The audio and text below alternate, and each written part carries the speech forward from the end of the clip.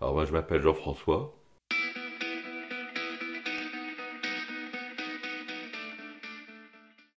Je suis quelqu'un qui est du Nord, un ch'ti comme on dit. Quelqu'un qui est né il y a 66 ans maintenant.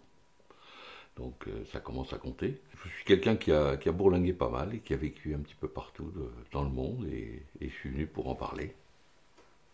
J'en ai beaucoup. Peut-être un petit peu maniaque quelquefois, un petit peu comment je m'obstine sur certains sujets et à tort certainement parce que il n'y a pas besoin forcément toujours d'être aussi puriste et aussi perfectionniste pour certains sujets, pas pour tous. J'ai des côtés un petit peu timides, même si des fois ça fait sourire parce que j'ai une grande gueule aussi. Et donc c'est un peu antinomique, mais alors il y a des gens qui peuvent me voir peut-être comme quelqu'un d'assez grognon bourru mais après quand ils me connaissent, ben, ils s'aperçoivent que je suis pas comme ça. Donc c'est vrai que si on m'emmerde, bah, je je me laisse pas faire. Mais bon, je suis plutôt un calme. Il y a un cœur derrière cette grande gueule. Je pense que ça va être peut-être mon, mon souhait de transmettre et de partager. J'aime beaucoup partager et ça se traduit par de par mes origines du Nord. L'hospitalité, c'est une vertu assez connue des ch'tis. On aime recevoir mais aussi partager. J'ai acquis plein de connaissances comme tout le monde, et j'ai passé beaucoup de temps dans ma deuxième partie de carrière à les restituer à des plus jeunes, et ça m'a beaucoup plu. Ben, quand les choses sont faites à moitié, quand les choses ne sont pas euh, toujours bien organisées ou bien alors qu'on pourrait faire beaucoup mieux, ça me gêne un peu.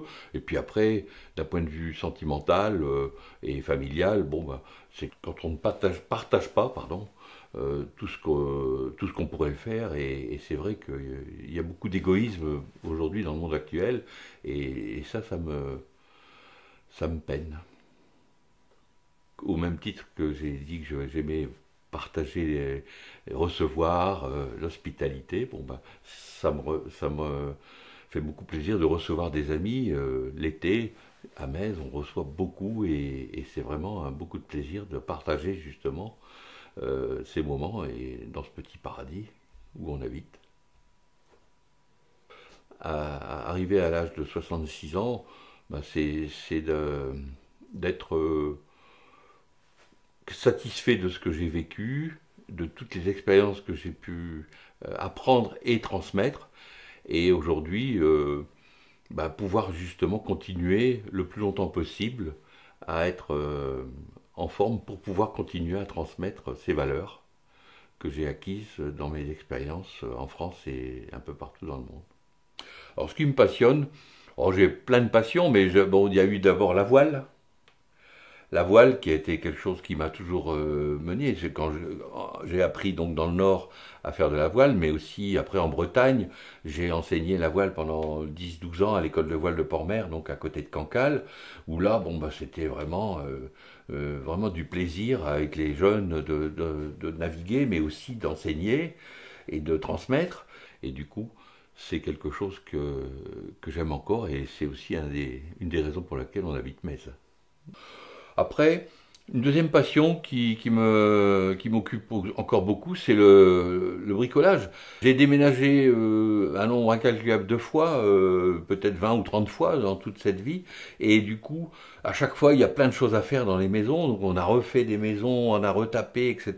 Et je bricole beaucoup. Je récupère, je refais, je retape, je bricole. Mais c'est en cuisine, j'adore euh, j'adore cuisiner, mais surtout, j'adore, avec 3 fois rien, ce qu'il y a dans le frigo, essayer de faire quelque chose de différent et de surprenant. Ça se voit sur mon visage, je suis un bon vivant et j'aime cuisiner, j'aime bien manger, j'aime bien. Et du coup, mes expériences internationales m'ont fait découvrir de manière un peu plus profonde des cuisines différentes et nouvelles. Et ce qui me plaît, c'est ce côté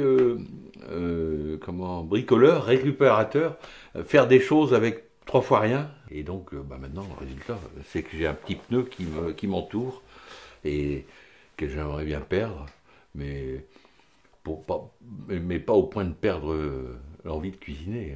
Avec Véronique, chaque année, on pratique des jeûnes. Beaucoup de gens disent: oh bah oui, mais toi t'es gros, donc ça te fait du bien de faire un jeûne. Mais bon, le jeûne, c'est pas que pour les gros, c'est aussi pour se ressourcer, remettre en place son microbiote. C'est lié à l'écologie, tout ça, parce qu'en fait, derrière, il y a aussi et c'est lié à la cuisine et au bien manger. Sans être vegan comme certains peuvent l'être, on mange de moins en moins de viande, on essaye de plus en plus de s'orienter vers le bio, et on se rend compte que les dogmes qui consistent à dire qu'il faut 3 repas et ceci et là, on s'aperçoit que c'est des inventions des industries agroalimentaires et pour nous faire consommer, et ce n'est en aucun cas une nécessité. Avec le jeûne, on s'aperçoit qu'on peut moins manger et mieux manger et se porter beaucoup mieux. Et c'est ce qu'on essaye de faire. Alors je le fais mal puisque je suis encore toujours un peu trop en surpoids, mais pour autant je défends cette cause. Et aujourd'hui, ce qui me passionnerait aussi beaucoup, là, c'est tout ce qui est lié à l'actualité, à la politique et à des choses comme ça, où je m'intéresse sans être inscrit dans un parti particulier, je m'intéresse quand même beaucoup à ce qui se fait et à ce qui se dit, avec des fois des joies et parfois des peines, parce que tout se passe pas forcément toujours comme on aimerait que ça se passe. Je passe toujours actuellement, un temps énorme sur des cartes. J'adore lire les cartes, j'adore regarder les cartes. Dès que je suis quelque part, je cherche mes repères. J'ai un GPS dans ma voiture et sur mon téléphone, mais j'aime bien retrouver une bonne carte. Je suis un adepte des cartes Michelin ou des cartes IGN, et ça, c'est mon père qui me l'a donné, ce goût. Je suis quelqu'un de pragmatique. J'ai pas été un étudiant brillant qui a fait des grandes études, mais j'ai réussi à obtenir et à faire une carrière qui est plutôt honorable. Et du coup, faute d'avoir fait des études brillantes d'ingénieur, j'ai fini ingénieur quand même. Et ça s'est fait au cours des différentes périodes de formation que j'ai pu avoir, et aussi grâce à l'entreprise que j'ai joint et qui m'a aidé. Ce côté technicien, pratique, etc. m'amène à toujours réfléchir et raisonner avant d'agir. Je ne suis pas un instinctif, je suis quelqu'un de pragmatique qui réfléchit 2 fois avant de faire quelque chose. Et des fois, peut-être que du coup, ça me limite un peu dans mes rêves. J'ai fait des choix dans des choix de vie qui étaient dans certains cas assez limités, risqués. Le choix de partir avec toute une famille comme ça à l'étranger, c'était pas forcément évident. Le divorce aussi, ça a été aussi une rupture, mais pour après, une renaissance et une redécouverte d'une nouvelle vie qui est qui est fantastique. Le choix de partir en Chine tout seul, c'était pas évident parce que je me sentais un peu seul. Je laissais les enfants, je laissais tous mes amis, tous mes contacts, tous ceux qui me soutenaient pendant cette période difficile du divorce. Mais mon instinct m'a dit qu'il fallait y aller, et je ne regrette pas un seul instant puisque j'ai rencontré Véronique. Je l'aurais jamais rencontrée probablement si j'étais pas allé en Chine. L'amitié, c'est important, c'est quelque chose de... Alors, qu'est-ce qu'il y a de la valeur? Il y a plein de choses qui ont de la valeur. Un bel objet, quelque chose qu'on a fait soi-même, quelque chose ça a de la valeur pour moi. Après, qu'est-ce qu'il y a de la valeur aussi? C'est quand on a des acquis, quand on a des compétences, ce qui a de la valeur, c'est pas de les garder pour soi, justement, c'est de les partager. Et ça, c'est important. J'aime bien les personnes bon vivantes, ça c'est clair. J'aime beaucoup les gens qui se prennent pas trop au sérieux. Et Les plus importantes rencontres, c'était souvent avec des gens modestes et avec des gens qui ne sortaient pas de la cuisse de Jupiter, mais tout simplement qui sortaient de... Et c'était des belles rencontres. Les racines, c'est quelque chose qu'on a en nous et qu'on n'oublie jamais. Et mes racines ch'tis du Nord sont importantes et comptent pour moi au point d'y retourner chaque année.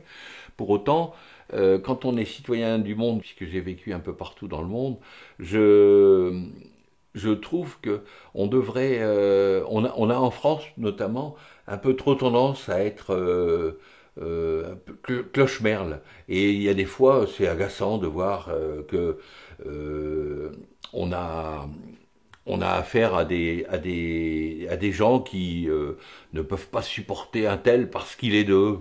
Bon, ben oui, mais et ça, en France, ça existe un peu trop. On devrait être ouvert un peu plus à l'extérieur. Et, et aujourd'hui, il faudrait refuser ce repli sur soi. Parce que de toute façon, ça ne sert à rien. C'est un faux débat et un faux problème que d'imaginer que c'est l'autre qui pose le problème.